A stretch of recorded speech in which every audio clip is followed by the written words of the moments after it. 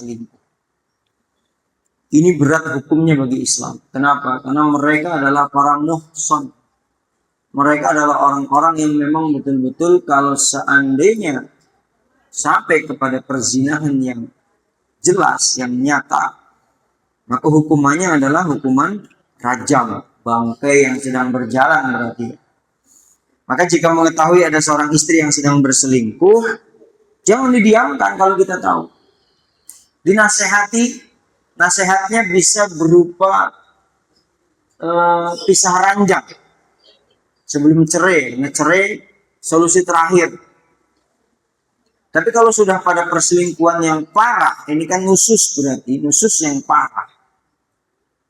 Itu istri yang seperti ini, ya wajib dicerai. Wajib dicerai. Tapi saya masih cinta sekali, saya nggak mau menceraikannya. Berarti nasihati dia dengan sebenar-benarnya. Bucin dia sama istrinya kan misalnya. Tapi janganlah jadi orang yang bucin ya Bu. Ibu juga jangan bucin sama bapak-bapak. Bapak-bapak juga jangan bucin. Bucin dalam artian yang jelek.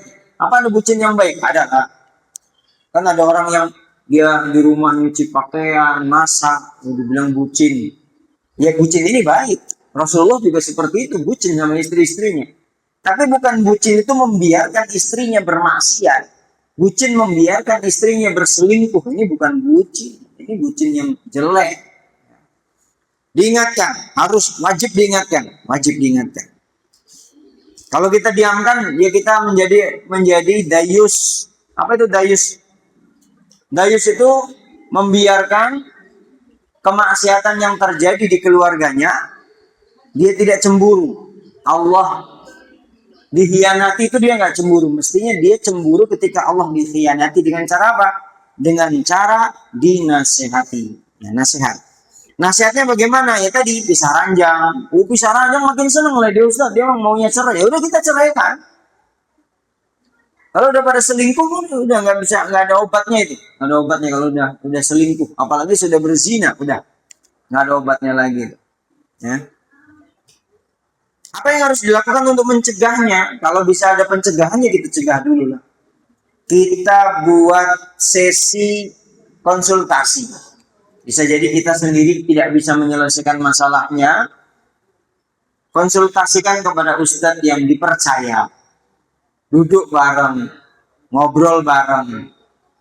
Kemudian, ya cari solusi yang terbaik. Dudukkan keluarga dia, dudukkan keluarga kita untuk menjadi hukum, menjadi hakim kedua pihak keluarga tadi. Tapi kalau memang nggak bisa melebar, nggak usah melebar lah Ustadz. Kita pengen di antara kita berdua, kemudian Ustadz misalnya, boleh silahkan. Cari Ustadznya yang terbaik, cari orang-orang yang dipercaya yang bisa menyelesaikan masalahnya itu. Dimediasi untuk mencegah perbuatan ini lebih meluas. Kemudian cara pencegahannya bisa jadi selingkuhnya itu asbabnya apa? Gitu ya. Misalnya selingkuhnya bukan selingkuh, misalnya dia minta cerai tapi nggak dicerai-ceraikan. Karena dia mungkin di dalam, mohon maaf, di penjara misalnya. Itu ketika suami di penjara, istri punya hak untuk khulu, untuk minta cerai. Apalagi kalau baca sirah ta'liq itu. Jangankan 3 tahun. Setahun, 4 bulan saja dia di penjara. Itu sudah cukup bagi seorang istri untuk meminta cerai. Tapi jangan selingkuh. Bahaya. Itu asbabnya. Atau asbab yang lain bisa jadi tidak terlayani. Tidak terlayani, akhirnya dia selingkuh. Berarti yang diperbaiki harusnya bukan cuma istri saja, tapi suami juga memperbaiki diri.